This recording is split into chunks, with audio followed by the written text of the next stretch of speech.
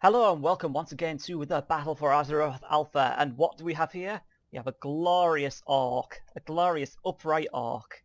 Check this out, looking like a total badass. That alone is better than all of the allied races in my opinion, but to each their own. Anyway, we have a warrior. So what is this warrior? He's Arms Warrior. Arms Warrior. So what's changed with Arms? Now, I'm not going to lie, I'm not an alcoholic by any stretch of the imagination. I only play like 2, sometimes 3 characters on so far on Legion. So I can't really give a detailed comparison. However, I shall try, given my limited knowledge. Okay, so what's changed? Well, let's start with what's not changed. Colossus Smash is still here. 45-second cooldown. You can't reset it though. It's 45 seconds and that is it. You've just got to deal with it. Something that I'm 99% sure that is new and changed in its mechanics though is overpower. Now overpower can buff Mortal Strike. It's on 12-second cooldown. It says max 2 charges, but that's because I've got a talent for it. It's normally only the 1. And the Tactician thing, which used to reset abilities, now applies to overpower. So whenever you spend rage, you have roughly 1% per rage spent to get an overpower. Doesn't generate rage, but it does give you a nice bit of filler and make your Mortal Strikes hit harder. Now, everything else is kind of the same, so I'm just going to go straight into talents. So I've taken War Machine simply because of the 10% more rage. I've taken every opportunity I can to generate more rage than I otherwise would get.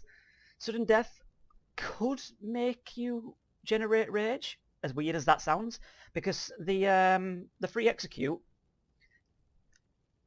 Execute generates rage now if you don't kill the target. More so the tooltip here. If your foe survives, 30% of the rage spent is refunded. So you could, in theory, get an RNG sort of based rage generator on that, as well as obviously getting to use Execute, which is nice. Soul Splitter is a new ability. It'd be nice if it had a lower cooldown. That's my only issue with it. The cooldown is so long for what it does, so I don't quite like it.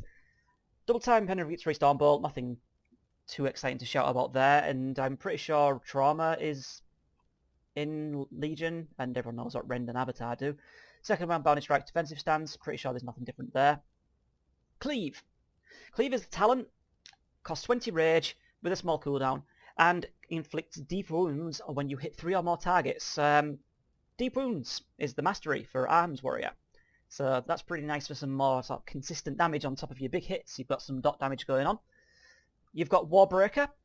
This replaces Colossus Smash and it makes it exactly the same in every possible manner except it's AoE. So it's kind of like the artifact ability. And collateral damage, when you do sweeping strikes and hit another target, 20% rage refunding. So sweeping strikes is actually pretty neat in that regard. 100% extra damage on an extra 1 additional foe. In for the kill, Colossus Smash grants a bit of crit, more crit on less health. Whirlwind deals increased damage and slams your primary target. The reason I took that is because I didn't know if the free slam would count as an actual slam, therefore spending 20 rage and maybe proccing Tactician. That's my logic behind going for that. And Deadly Calm, kind of meh. You don't have Battlecry anymore, or Recklessness as it's now called in Battle for Azeroth. They've gone back to the old style names, but yeah, that's gone. You don't have your 100% crit every minute thing. This is about the closest thing you can get to it, but it's not really amazing. You've got Ravager, Dreadnought, and Anger Management. Anger Management affects different abilities now. You've got Colossus Smash, Blade Storm, and Deadly Calm, so one of these talents affects another talent. Kind of strange. And Dreadnought is that 2 charges of overpower thing that I was talking about earlier. Increases your Mortal Strike damage by an additional 10%. So let's beat up old target dummy over here and see what goes down. So we'll start with Colossus Smash, get them 2 overpowers out, and then get a big juicy Mortal Strike. There's the Tactician Prophet, another overpower. And then we've got some spare time to use some slams, so we'll do that, and then get the Mortal Strike. And it actually flows quite nicely. You've got a couple of bits of downtime, but this is the sort of main meat of the spec, without executes obviously. And yeah, it's not bad. It really isn't bad.